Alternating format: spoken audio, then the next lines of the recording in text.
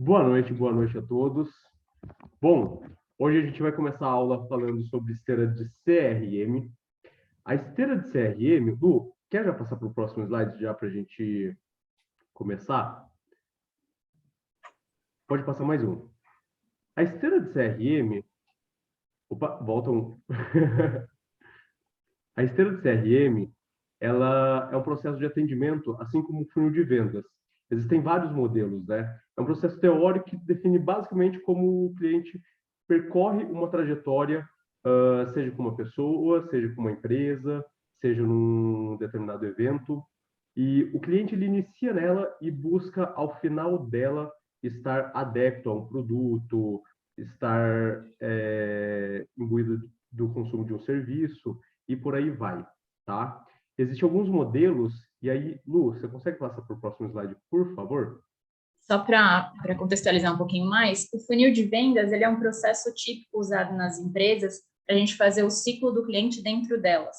Então, ele vai entrar primeiro numa fase de lead, depois ele vai percorrer uma fase de know your client e depois ele vai se tornar um cliente. Então, ele tem algumas etapas que ele vai percorrer dentro da empresa antes de se tornar um cliente. Aí aqui agora a gente vai dar alguns exemplos.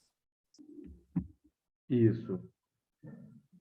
Quando a gente olha, então, para um funil de vendas, a gente tem, por exemplo, funil de vendas de internet, em que a gente tem o tráfego, visitantes, leads se transformando em oportunidades e essas oportunidades vindo a se transformar em clientes.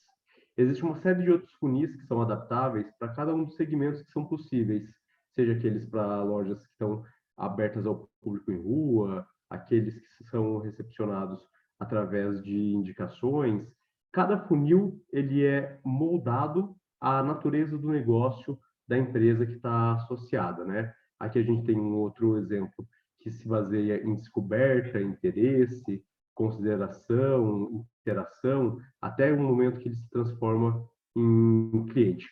O momento que ele se transforma em cliente é tido como fundo do funil e a primeira forma de interagir com o cliente é tido como o topo do funil. Então, quando a gente fala de topo do funil, essa primeira interação. Quando a gente fala de fundo do funil, essa consolidação da interação com ele já se tornando seu cliente, tá? Aqui é importante a gente pensar que para você ter um número grande de clientes na sua empresa, você sempre precisa ter o seu topo do funil cheio. Então, você que está fazendo prospecção, você quer ter um número de fechamentos no seu mês, vamos supor, você quer fechar com 5 clientes no seu mês. Para isso acontecer, seu topo do funil 30 dias atrás precisa estar cheio. Então, você vai precisar de 30 clientes lá, que você vai atrair através de redes, de marketing, de family and friends, para você ir descendo esse funil até chegar no seu fechamento. Exato, exato. Como o Pisa bem disse, é necessário ter volume de jogo. Invariavelmente, a gente tem que ter volume de jogo para ir descendo esse funil e chegar ao final com uma estrutura de clientes. E cada pessoa, cada negócio, acaba criando a sua própria dinâmica e os seus próprios números médios aí de como vai evoluindo nesse funil, tá certo? E também é importante pensar que para cada mercado tem uma estratégia. No nosso mercado, por exemplo, no mercado private, como a gente gosta de ter esse topo de funil cheio, a gente vai usar, além de estratégias de marketing institucionais, que vão trazer esses leads que a gente chama de forma orgânica, a gente trabalha também com mídias sociais, então você fazendo uma aparição nas suas mídias, você fazendo contatos via LinkedIn, ou você usando do seu próprio relacionamento e pedindo indicação de outros clientes, é um mecanismo muito útil para você deixar o seu topo de funil sempre cheio. Porque Friends and Family, uma hora ele se esgota. Então, você precisa ter sempre um mecanismo de manter esse funil sempre bem cheio. Exato, exato. E aí a gente começa a derivar para uma série de outras possibilidades também que surgem de eventos, tudo mais. E aqui a gente começa a ter uma ideia um pouquinho mais técnica de como se distribui essa parte do funil, né? A gente começa com a atração, então você tem um conjunto de pessoas que são estranhas ao seu negócio, elas conhecem ainda o seu negócio, ainda não tiveram um primeiro contato. Então, para atrair, você costuma utilizar algumas ferramentas, seja buscadores, remarketing, blog, mídias sociais, sites, otimização móvel, existe uma série de possibilidades também offline aí que a gente teria para essas pessoas terem um primeiro contato através de banners, outdoors e por aí vai, tá? A partir do momento que essas pessoas têm um primeiro contato, elas passam a ser visitantes da marca. Então, elas começam um processo de conversão. Ali inicia um processo em que os players da sua empresa que atuam na área comercial já começam a interagir com essas pessoas. Esses visitantes começam a ser apresentados para algumas das suas soluções, para alguns dos seus produtos, e naturalmente isso gera um tino da parte comercial da empresa sobre como abordar cada um desses clientes.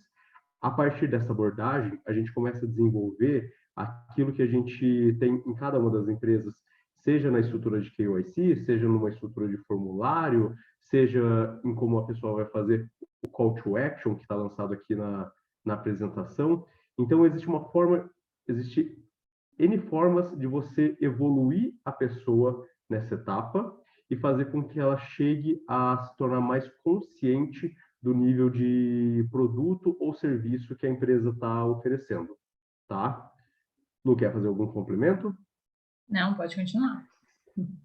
Aí a gente entra na fase de fechamento do negócio.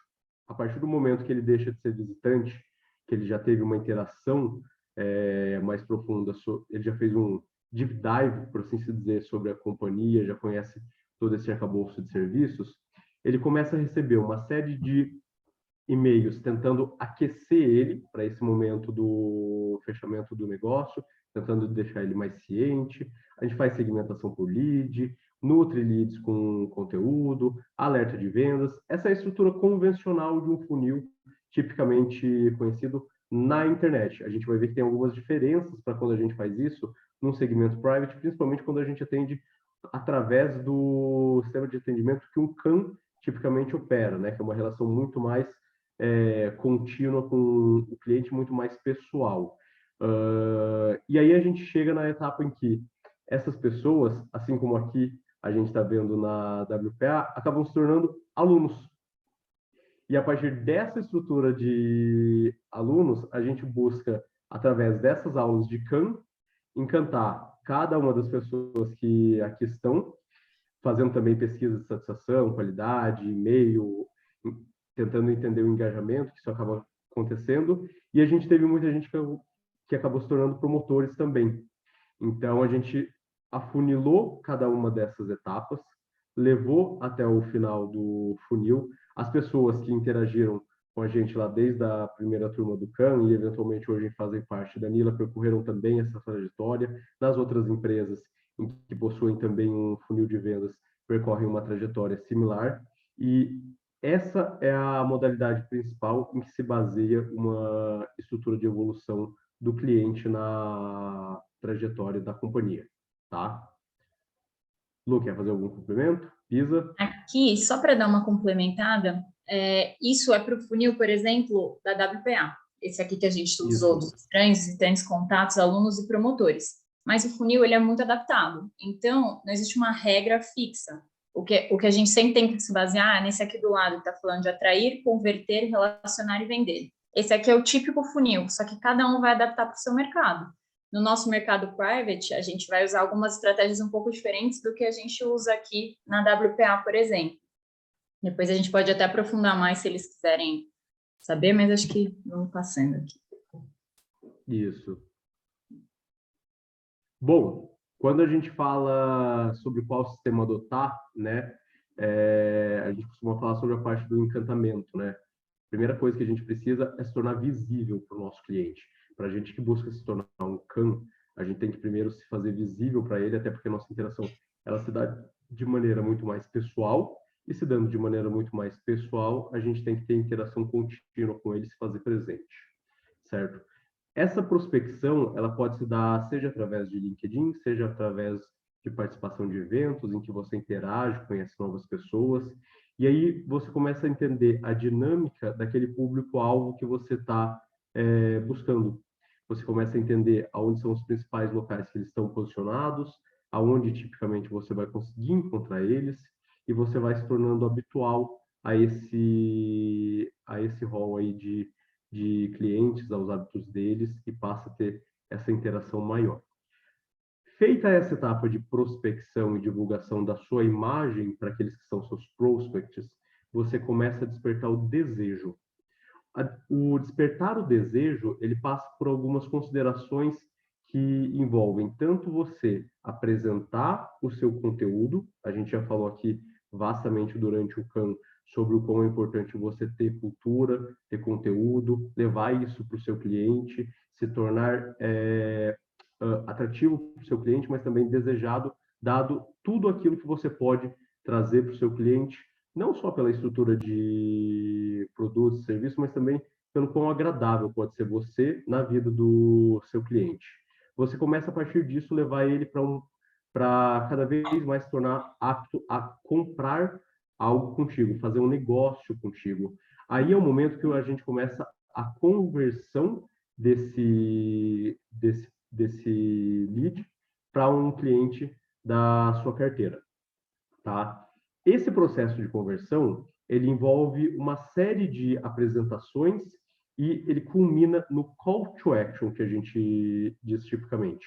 No call to action, é o momento que você leva a pessoa para uma oferta que já está acomodada nas condições que essa pessoa suporta, e você já tendo essa ciência de que essa condição é suportada pelo seu cliente, você eventualmente liga para o seu cliente: posso já te mandar uma minuta? Agora no período pós-pandemia, né, é muito comum a gente falar assim: posso subir no DocSign para a pessoa eventualmente assinar? E aí acontece a celebração do negócio e começa a fidelização dessa pessoa na sua carteira, na sua empresa, nessa rotina, tá? Esse processo de fidelização, ele se dá justamente no momento de prestação de serviço ou de consumo daquele produto que o cliente está usufruindo. E a partir dessa experiência é que o cliente pode virar um promotor da sua marca. Aqui está escrito advocacy, né? Quando a pessoa começa a defender a marca, promulgar a marca para outras pessoas, acaba virando um multiplicador até dessa estrutura, desse ecossistema, e ele passa a vestir a camisa da companhia, tá? Lu, quer fazer algum complemento? Além de vestir a camisa, ele também pode completar um ciclo inteiro na sua empresa. A gente teve alguns casos aqui de pessoas que chegaram pelo CAM, fizeram um ciclo completo, então eles passaram todas as fases, desde a prospecção ao pré-desejo, compraram efetivamente com a gente, se tornaram agentes independentes nossos, depois até sócios da empresa, então é a parte da fidelização e da parceria. E ainda trazem negócios novos para a gente desenvolver aqui dentro. Outra coisa que é importante falar também, nessa fase de encantamento que a gente coloca aqui do lado, o awareness, a gente pode fazer até eventos específicos para isso. E depois a gente até vai entrar aqui na fase de bridge, que seria na fase de compra, de pré-decisão. Então, tem eventos específicos para cada tipo de público. Então, se você vai fazer um evento de awareness, que são pessoas que têm pouco contato com a sua marca, você usa uma estratégia. Então, você vai ser um pouco mais sutil. Se você já está fazendo um evento para bridge, você já vai ser um pouco mais agressivo nas suas ofertas. Se é um evento para closing, já é para fechamento, por exemplo. Posso passar aqui? Quer fazer mais alguma consideração? Pode sim, Lu. Falando um pouquinho de esteira de CRM, uma coisa que a gente utiliza muito no mercado private, quando você tem um fechamento, quando você faz uma venda, normalmente você não faz isso sozinho. O que acontece muito é você dividir a responsabilidade de uma negociação com outras pessoas. Então, vamos supor que numa equipe você tem uma pessoa que seja melhor na parte de prospecção, de BI, né, do Business Introducer. Se ela é muito boa em trazer negócios, ela pode focar nisso. E, de repente, a gente tem alguém no nosso time que é muito bom na parte de bridge de closing. Por exemplo, o Pisa, ele é excelente na parte do bridge do closing. O Edrei, ele é ótimo na parte do awareness. Então, você tem que conhecer as pessoas com quem você trabalha e você pode fazer esse trabalho dividido. E daí, no final, a gente usa a esteira de CRM para fazer uma arbitragem de comissão e de ganhos. E é muito importante pensar nisso, porque quando você divide as tarefas, parece que você está dividindo a sua remuneração.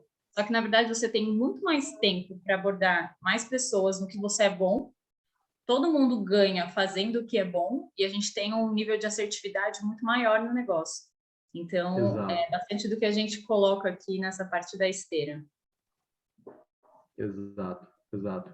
A distribuição acaba acontecendo muito porque os times eles são multidisciplinares, essas pessoas acabam se especializando cada uma numa parte do atendimento, eventualmente dado o nível de intimidade que tem com um determinado produto ou com uma determinada pessoa, essa parte pode inclusive avançar na esteira de atendimento em um momento ou outro. E a grande vantagem da esteira de CRM é que ela permite essa fluidez. Ela não é estática. Ela permite que as pessoas operem em cada momento em uma etapa, a depender do quão familiarizadas elas estão com aquele produto, com aquele serviço, ou com o quão estão aptas a interagir com aquela carteira de clientes. Se eventualmente, vou aqui dar um exemplo. Eu e a Luísa, a gente já participou de diversos atendimentos, principalmente para a parte de estruturações na Nila. Então, tipicamente, a Luísa e o ED acabam indo num primeiro momento para fazer a parte de awareness e, eventualmente, eu entro já numa etapa subsequente, que seria entre o bridge e o closing, já para entender um pouquinho mais do negócio maturado e, eventualmente, a gente formular uma proposta para ir para um call to action. Então, a gente já entendeu uma dinâmica de como funcionaria a interação minha, da Luísa e do Edrei. A gente já sabe tipicamente como a gente opera. Mas existem casos em que, por exemplo, a Luísa vai avançar até uma etapa de closing, porque a pessoa faz parte de um círculo que ela interage com maior frequência, e ela se sente mais tranquila de levar o cliente para esse momento final. Existem outros momentos que eu posso fazer essa parte, existem momentos que eu mesmo posso buscar o cliente e trazer ele para a mesa, e quero simplesmente me afastar até para que despessoalize essa relação e torne ela mais fluida pelo caminho que ela deve tomar, que é o caminho mais técnico aqui do atendimento. Então, esse tiro ele acaba sendo dado justamente no processo de atendimento, ele acaba sendo uma sensação fina que cada uma das pessoas que está envolvida acaba tendo nesse processo. Então, o offline distribui o peso, né, das distribuições e a presença que cada pessoa tem nesse processo e acaba fazendo com que o time interage de maneira muito mais dinâmica no processo de atendimento. O Wealth Planner, no nosso caso, mas pode ser também o diretor, o gestor, isso depende muito do mercado. E outra coisa também que é interessante pensar, que muita gente estranha quando a gente fala que a gente tem esse processo de dividir a esteira, você pode fazer o processo inteiro, mas pensa assim, quando você entra numa empresa nova, numa área comercial, você ainda está entendendo como funcionam todos os produtos, você ainda está na fase de treinamentos. Muitas vezes, os agentes eles têm a sensação de que eles conseguem fazer tudo e acabam perdendo alguns negócios, sendo que ele poderia chamar outra pessoa para participar com ele em alguma etapa e ganhar. É melhor você ganhar alguma coisa que ganhar zero, né? Então, por isso que essa dinâmica ela funciona muito no Luísa e Acácio, Luiz Fernando, tudo bom? Tudo bem, Luiz? Isso que vocês estão falando é sensacional e relaciona com o agente autônomo de investimento absurdamente, porque a gente, como agente autônomo, faz a esteira inteira, né? E eu que me relaciono com todos os assessores do nosso escritório, é muito claro você ver gente que, cara, adora a primeira parte do funil, adora falar com o cliente, cold call, ou enfim, essa primeira parte. E não gosta tanto das outras partes, por exemplo, de construir a carteira, de, enfim, fazer o asset allocation, papapá. E o contrário também, tem gente que odeia prospecção, odeia e adora fazer o asset allocation. Então, assim, não necessariamente o modelo atual é o melhor, né? É muito bom isso. E é legal que você pode sugerir isso, por exemplo, para os seus colegas, né, equipe que você está, para o seu gestor, para o seu diretor. Em todas as equipes que eu já trabalhei na minha vida, a gente implementou isso aqui e ficou muito melhor. Antes da Nila, nos outros lugares, sempre a gente incluiu isso aqui e todo mundo sempre tem uma habilidade melhor numa área. Então, fica melhor para todo mundo. Exato. Muito bom, muito legal. Exato. Passar aqui. Lu, você quer passar para o próximo? Bom, então, aqui. o que levar em... Pode ir, Lu. Desculpa.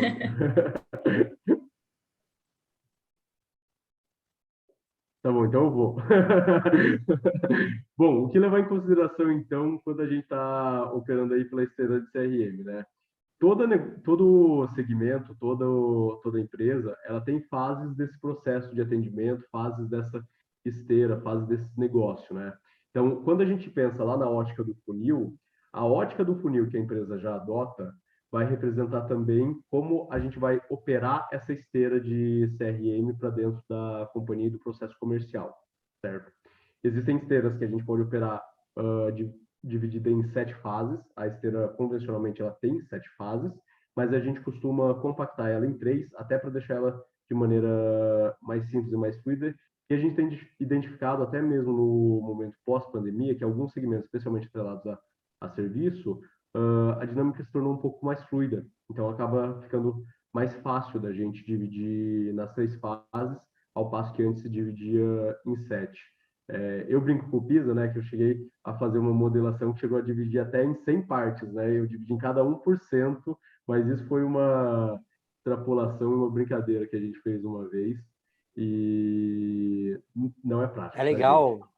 É legal fazer uma passagem, até aproveitando um pouquinho aí do Luiz e o que vocês estão brilhantemente apresentando, é que quando eu fui trabalhar na empresa que eles já trabalhavam, cara, cada um fazia o seu e vamos que vamos, todo mundo com cara de triste e tal. E aí, assim, eu imaginava, né, que era que naquele time já houvesse um conhecimento. E eu ia implantar com 7 fases, né, porque era o hábito, é o habitual, mas eu fui convencido pelo meu, o cara que ficava acima de mim no organograma, fazer uma coisa mais simples. Aí eu compactei isso, ficou legal pra caramba. Aí depois eu saí de lá, e aí a Luísa me mandava, Pisa, estão aumentando aqui o negócio.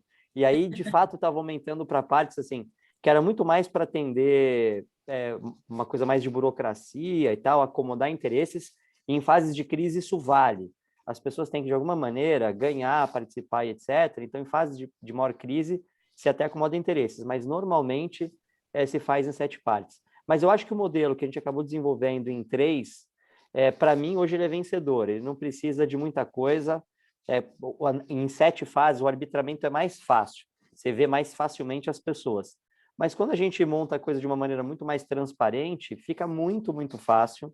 Dá para todo mundo se encaixar em cada uma dessas 3 fases e fica muito legal. Então, só uma curiosidade, que virou 3 fases a pedido do nosso chefe, que falou, meu, faz uma coisa mais simples para não criar um choque, né? O negócio já ia ser mais duro. E a gente fez e foi muito legal. E aí implantaram, ficou muito bacana. Gente, só para complementar também, você pode ter mais de uma pessoa em cada fase. Não é obrigatório ser uma pessoa por fase, assim, é meio maleável. Isso é uma coisa que você combina junto com o seu gestor, com a sua equipe. Então, se você gosta de fazer bridge, se você tem um perfil de cliente que você sabe que se você levar o seu colega que vai saber falar com aquele cara, pode levar. Depois vocês dividem, por exemplo, só o bridge e tá tudo certo. Aquela Boa. frase de quem divide ganha mais. E aí, outra, entrar para ganhar. Então, assim, tem coisas que a gente é uma equipe que trabalha mais tempo juntos. Então, tem coisas que eu sei que tem que ser o Acácio, que eu sei que tem que ser a Luísa, que eu sei que tem que ser o Edrei, que, assim, é da nossa habilidade ali, da gente saber exatamente que ponto cada um é melhor. E às vezes você faz essas dobradinhas que são muito legais. Então, um levanta a bola, o outro entra mais técnico. Então, na parte de projetos, é muito legal ver a atuação conjunta da Luísa com a Cássio. A Luísa levanta aquela bola, o Cássio entra tecnicamente. Só que todo mundo que é técnico acaba parecendo que até, como é que chama, mais... como é que eu posso dizer assim? Não é grosso, é mais arisco com o cliente.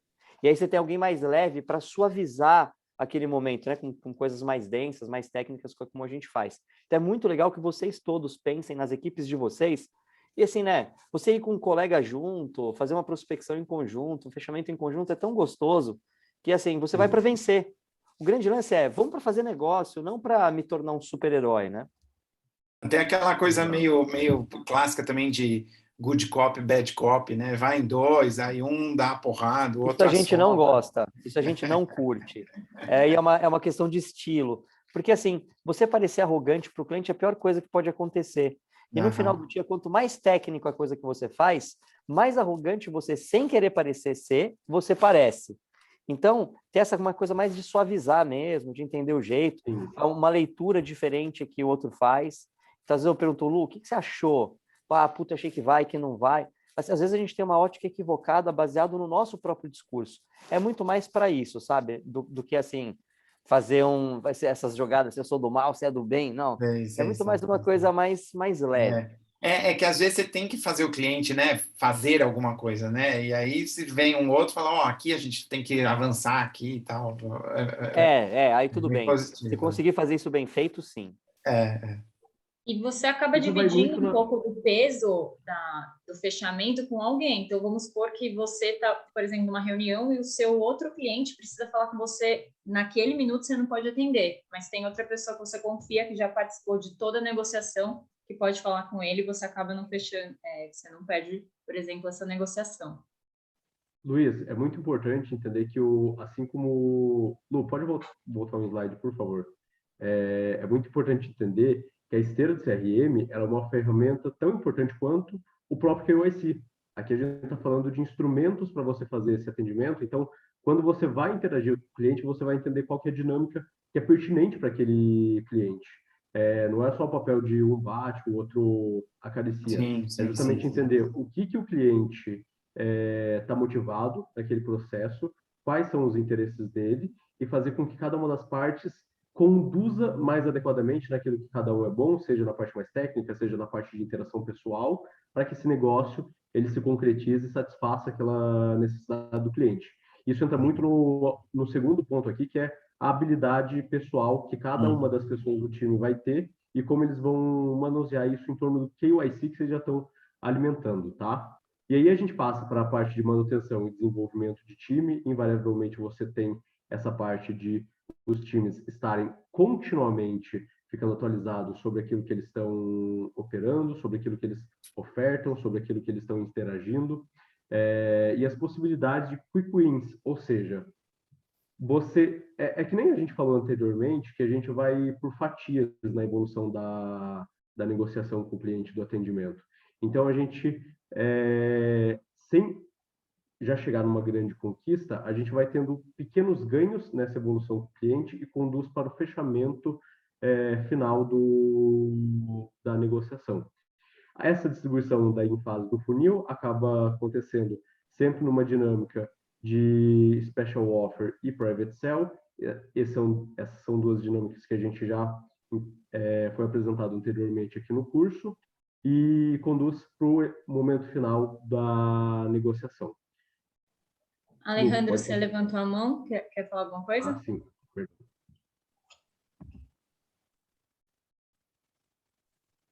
Sim, referente a... Vocês estão comentando de fatiar a negociação, perfeito.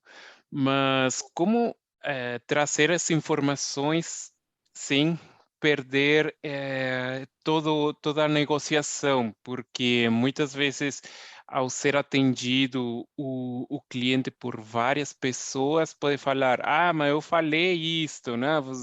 Pode haver muito ruído, né? Como evitar esse ruído dentro da negociação para que seja o mais coerente do início ao fim? É Isso é importante uma que coisa, na as verdade, pessoas que... Perdão, Lu. na verdade vai ser uma coisa muito natural. Você não é assim, tem uma linha, uma risca dividindo cada uma das etapas. Então, a pessoa que chega no awareness, na verdade, ela vai acompanhar a negociação até o final. Ela pode participar de todas as reuniões, porque ela foi o primeiro contato que esse cliente teve. Então, ela foi a primeira ponta confiável nessa negociação. E daí, essa pessoa que fez o awareness, ela vai introduzindo as outras para etapas específicas. Então, isso é muito natural. Então, por exemplo, eu fui falar com você, fui te apresentar para a Nila. Te apresentei todos os produtos que a gente tem. Depois eu vou chegar para você e falar assim, o Acácio, que está participando com a gente nessa reunião agora, ele vai te explicar um pouco mais sobre a parte técnica de um produto específico que a gente tem.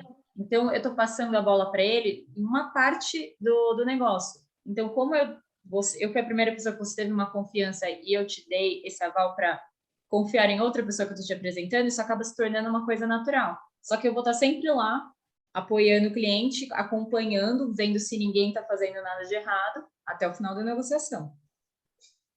É importante que tenha sempre esse papel do condutor, né, nesse atendimento. Aqui a gente está falando da formação de Key Account Managers. Então, não é simplesmente pegar o cliente, levar para a mesa de negociação e soltar ele na mão da companhia.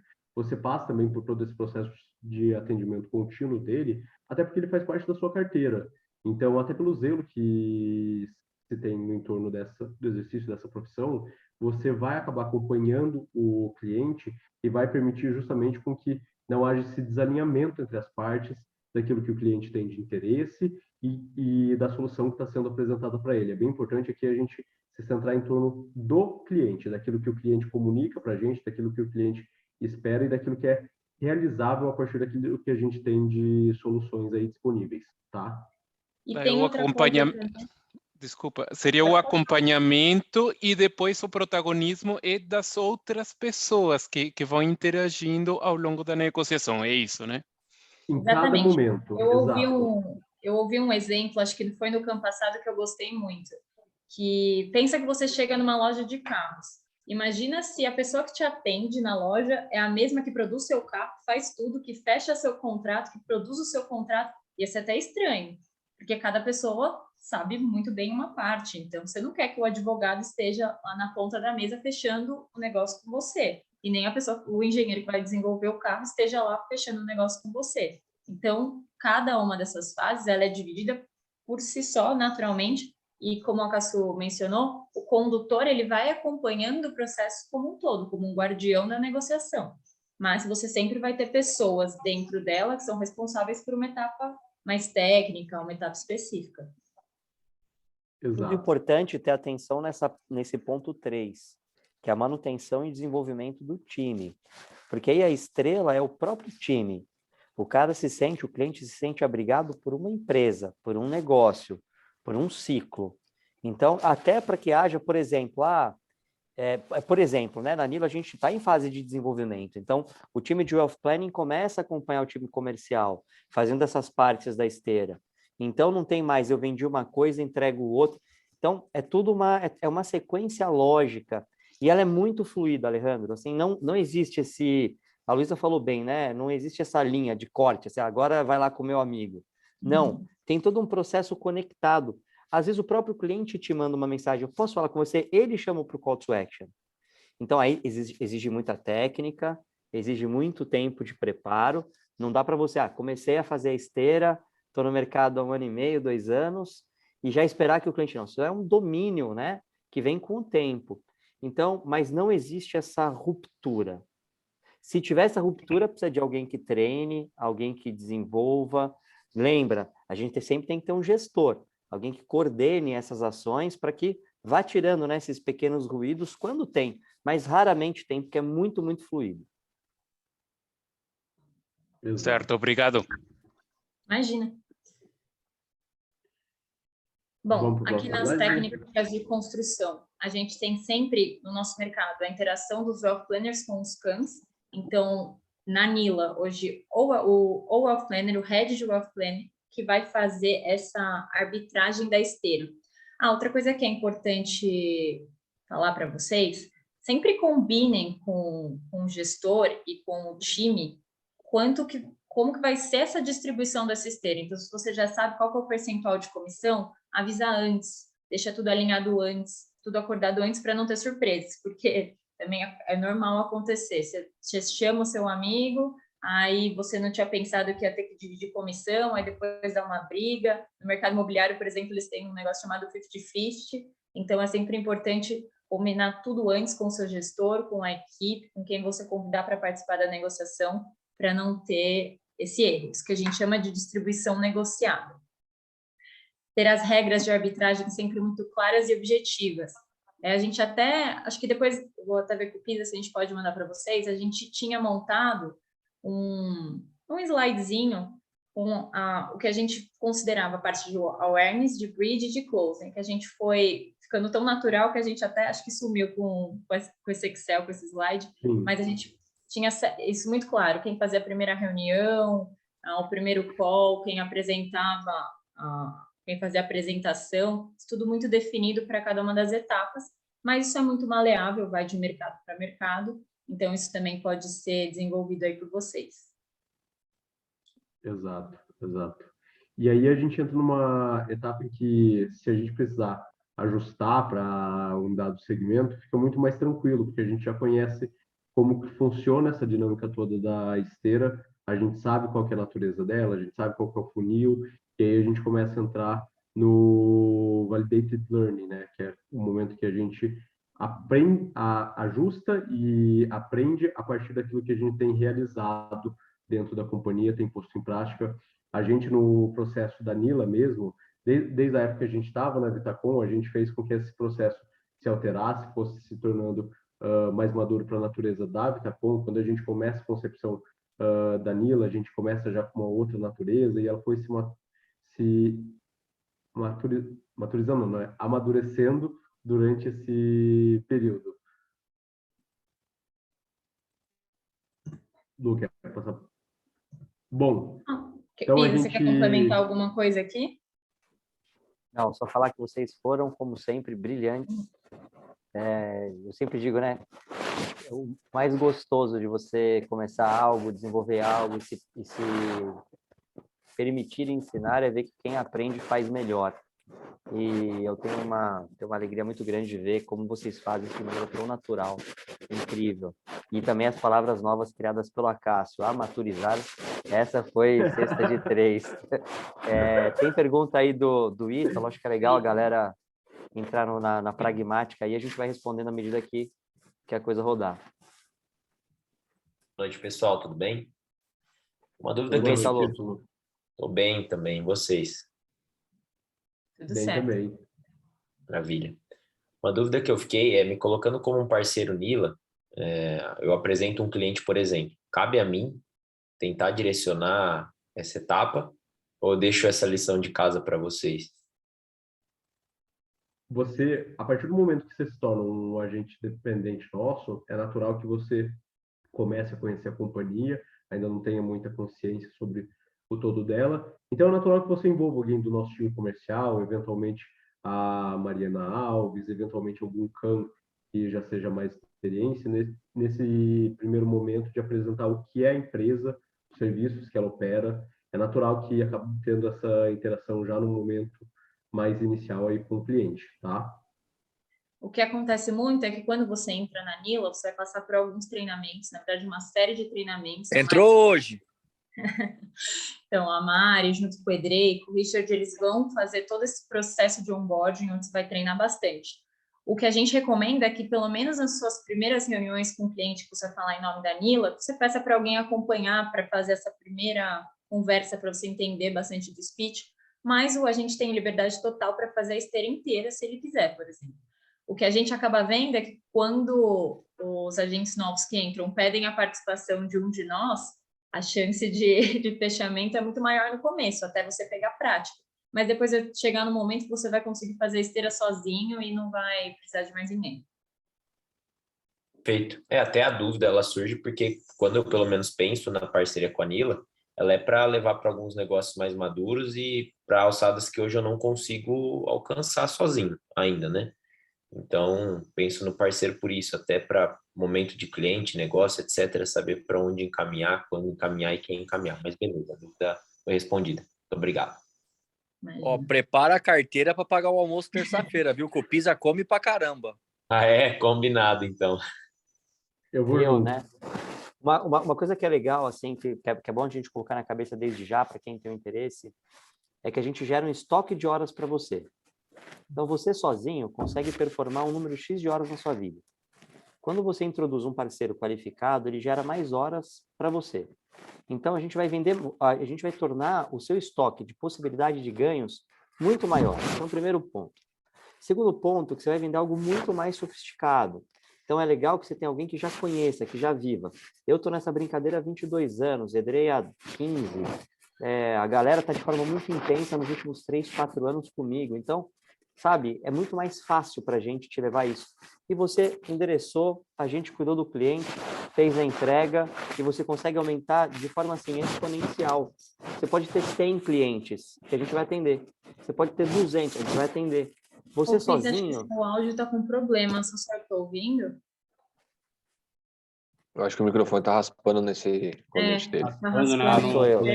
Parecia que estava numa chuva. Cacildo. Eu sou péssimo com de tecnologia. Agora melhorou? Não melhorou? Espera aí. É que ele tá batendo no seu colete. Eu acho que ele tá pegando aqui, né? Isso. E agora, melhorou? Show de bola. Melhorou. Ó, então tá bom. Então, assim, basicamente, o que a gente faz é tornar exponencial sua possibilidade de atender clientes numa área mais sofisticada e mais cara. Então, basicamente é isso. Eu vejo muita gente assim, entrando, eu quero aprender a fazer e tal, tal, tal. Velho, vai levar muito tempo. E quando você aprender, já mudou a regra, já mudou a lei no mundo. Então, se preocupa mais em fazer mais negócios para a sua vida. Tornar a sua vida mais simples através de uma bandeira que é reconhecida nesse tipo de segmento. A coisa tende a fluir muito mais. Outra coisa legal, o Edrei, ele entrou numa fase, faz 45 dias, em que ele está direto à disposição dos agentes. Ele está ali preparado, ele é o nosso melhor cara de awareness. Então, botaram uma reunião com ele, a Mari está muito treinada, muito capacitada, vem do ecossistema tal como vocês, fez o K1, e hoje é a nossa rede comercial, a gente tem o Richard também, então a gente está nessa. Se precisar, eu vou entrar no closing, a Caso vai entrar no bridge, a Luísa vai entrar no awareness, bridge closing. A gente está absolutamente à disposição de fazer vocês acontecerem nesse segmento. Não é, na Nila é legal que você não vai fazer um negócio, que a gente, quando começa numa empresa, né? Mas o que eu vou falar? A gente está à tua disposição para falar desde o primeiro segundo, para que você vá aprendendo a ter esse ciclo de maneira completa e com calma. Então, quando você entrar na Nila, não fica preocupado que a gente vai estar com você. Gera reunião. Então, o grande papel é gerar reunião. A gente vai dar a mão para você fazer negócio numa área ultra sofisticada que no mundo só tem 1.000 especialistas. No mundo. E você vai ter esse acesso. Então, isso é muito legal. Perfeito. Alguém tem mais alguma dúvida? Então, amanhã é o último dia de aula com Pizzi e Edrei, o show. Bom, então, obrigada, viu, pessoal? Acho que o Acaso também, se quiser fazer um agradecimento, pessoal. a gente já encerra por aqui. Valeu, galera. Se alguém tiver mais alguma dúvida aí, a gente resolve. Se não, buenas noches. E a gente se vê amanhã. Eu já falando com o Alejandro. Sua vez Oi. agora de pedir para a gente encerrar. Para o Alejandro? Quem que é que vai encerrar? Não, você pediu para começar, então você pede para encerrar agora. Não, a gente pede sempre para outro. Muda. Agora quem que vai pedir para encerrar? É? Então vamos lá. Denis, você já fez alguma vez? Não, nunca fiz, nenhuma vez. Então, por favor. Quem que tá gravando hoje é o Henrique. Acácio? Ah, o Felipe? Henrique. O Henrique. É o Henrique, desculpa. Henrique, cut the video, please.